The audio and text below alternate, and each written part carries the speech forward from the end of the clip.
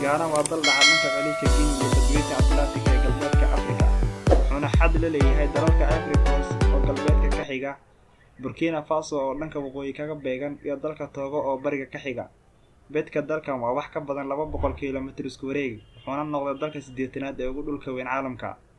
Dhanka kale dadka dalkan waxaa lagu qiyaasaa 28 milyan.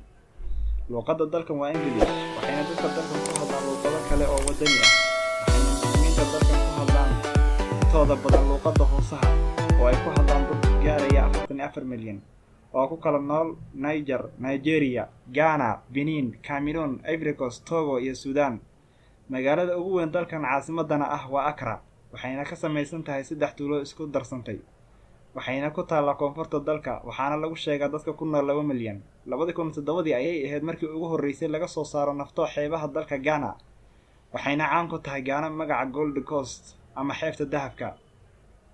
waxaana Ghana laga helaa mid ka mid ah harooyinka la sameeyay ee ugu weyn caalamka, taasoo lagu magacaabo Volta. Dalkan waxaa inta badan goobaha shaqada lagu arkaa haweenka, ayagoona la arko rag guriga jooga oo carruurta haya. waxaana xusid mudan in ninku guursan karo haween badan. wuxuuna dalkan ku faanaa masjidka Larabaanka oo la dhisay 1421, asigoona ah mid ka mid ah masaajidada ugu qadiimsan galbeedka Afrika, ahna midka ugu qadiimsan Ghana. waxaana lagu naanaysaa meesha uu ku yaalo Makkada galbeedka Afrika.